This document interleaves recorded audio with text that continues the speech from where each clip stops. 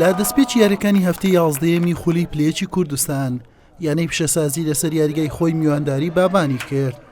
لا نیوەی یەکەم ئاستی هەردوویانە لە یەکۆ نزیک بوو، هەردوو تیپ بە دوای گۆڵ دەگەڕان. بابان بە چەند هێرشێک هەڕەشەی لە گۆڵی خاوەن ماڵ کرد، بەڵام سەرکەوتوو نەبوو لە هەژاندنی تۆڕی گۆڵ. پیشەسازیش لەم دەرفەتا نزیک بوو بە گۆڵ بگات، بەڵام تۆپەکەی هیواجەلال ڕێگای دەرەوەی کرد.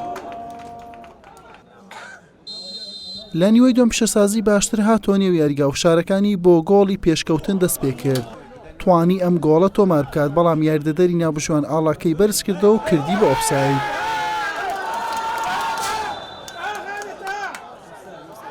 هێندەی نەخایاندوو لە خوڵەکی 68 شێرزاد حوسێن لە یەکەم یاری خۆی بە درێسی پیشەسازی توانی گۆڵ یەکەم و پێشکەوتنی یانەکەی تۆمار بکات.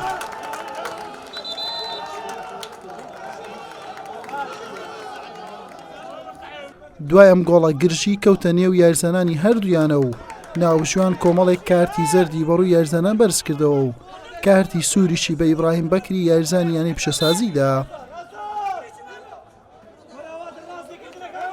بابان لە هەوڵدا بوو لە گۆڵی پیشەسازی نزیک بێتەوە، چین پۆشەکانیش بەرگریەکی پتەویان دەکرد و پارێزگاریان لە گۆڵەکەیان کرد تا ناوبشوان فیکەی کۆتایی یاریەکەی لێدا.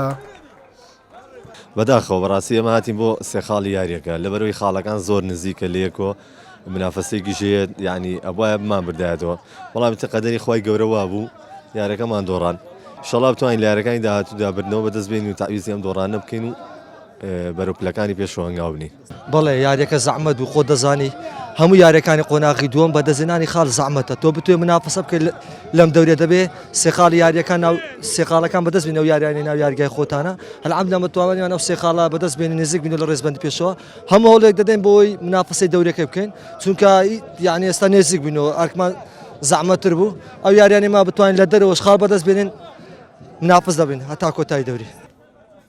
بەم شێوازە یانەی پیشەسازی بە ئەنجامدانی 11 یاری بووە خاوەنی 15 خاڵ و لە خانەی هەشتەمی ڕیزبەندی دەبیندرێت. بابانیش بە سێستە خاڵەکەی لە ناوەڕاستی ڕیزبەندی مایەوە. حوسێن محەممەد کەناڵی پێیام هەولێر.